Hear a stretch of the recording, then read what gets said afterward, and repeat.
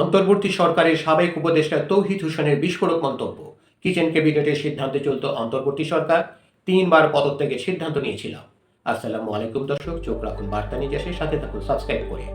অন্তর্বর্তীকালীন সরকার পরিচালনায় 7 সদস্যের একটি কিচেন ক্যাবিনেট সক্রিয় ছিল বলে দাবি করেছেন সাবেক উপদেষ্টা তৌহিদ হোসেন। তিনি জানিয়েছেন, গুরুত্বপূর্ণ সিদ্ধান্তগুলো এই চক্রটাই নিত এবং তারা প্রতি মঙ্গলবার যমুনাতে বৈঠকে বসত। এই প্রভাবশালী চক্রের হস্তক্ষেপ ও মন্ত্রণালয়ের কাজে প্রভাব বিস্তারের কারণে তিনি 3বার পদত্যাগের সিদ্ধান্ত নিয়েছিলেন, কিন্তু সরকারের অস্বস্তির কথা ভেবে তা আর সম্ভব হয়নি। এক সাক্ষাৎকারে তৌহিদ হোসেন বলেন, কিচেন ক্যাবিনেটের সদস্যদের অভিজ্ঞতা কম থাকলেও নীতি নির্ধারণী পর্যায়ে তাদের মতামতকে অতিরিক্ত গুরুত্ব দেওয়া হতো। তিনি বলেন, আমি যমুনাতে তাদের একটি বৈঠকে একবার গিয়েছিলাম, পরে জানতে পারি প্রতি মঙ্গলবার তারা বসেন। সিদ্ধান্ত কেউ কেউ নেয় এমন কথাবার্তা আমার কানেও আসতো।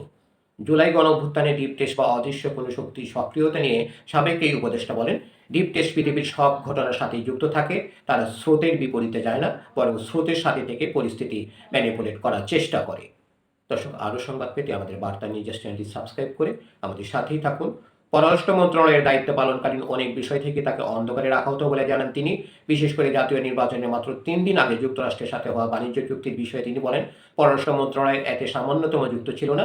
এর সাথে যুক্ত ছিল বাণিজ্য মন্ত্রণালয় এবং জাতীয় নিরাপত্তা উপদেষ্টা। কোনো বাধ্যবাধকতা না থাকলে চুক্তিটি সই করার বিষয়টি নির্বাচিত সরকারের উপর ছেড়ে দেওয়াই যথাযথ ছিল। সাবেক প্রধানমন্ত্রী শেখ হাসিনাকে ফেরত চেয়ে দিল্লিকে চিঠি দেওয়ার বিষয়ে তিনি বলেন, এটি যে কাজে আসবে না তা তিনি আগে থেকে জানতেন, তবে প্রথা অনুযায়ী কূটনৈতিক তৎপরতা চালাতে হয়েছিল। নিষেধাজ্ঞার মুখে থাকা আওয়ামী লীগের রাজনৈতিক ভবিষ্যৎ নিয়ে তৌহিদ হোসেনের মূল্যায়ন হলো, আমি মনে করি আওয়ামী লীগ রাজনীতি থেকে একেবারে শেষ হয়ে যাবে না। আমাদের দেশের মানুষের স্মৃতিশক্তি খুব দীর্ঘ নয়, তাই আমার অনুমান তারা আগামী নির্বাচনে অংশ নেবে। নতুন সরকার ও বিএনপির নেতৃত্ব নিয়ে এখনই কোনো মন্তব্য করতে রাজি হননি এই অভিজ্ঞ কূটনীতিক। তবে তিনি মনে করেন, যুক্তরাষ্ট্র, চীন ও ভারতের মতো প্রভাবশালী দেশগুলোর সাথে কূটনৈতিক ভারসাম্য বজায় রাখাই হবে তারেক রহমানের জন্য বড় চ্যালেঞ্জ। ধন্যবাদ সবাইকে এতক্ষণ ধরে আমাদের সাথে থাকার জন্য। আরও সংবাদ পেতে আমাদের বার্তা নিউজ চ্যানেলটি সাবস্ক্রাইব করে সাথেই থাকুন।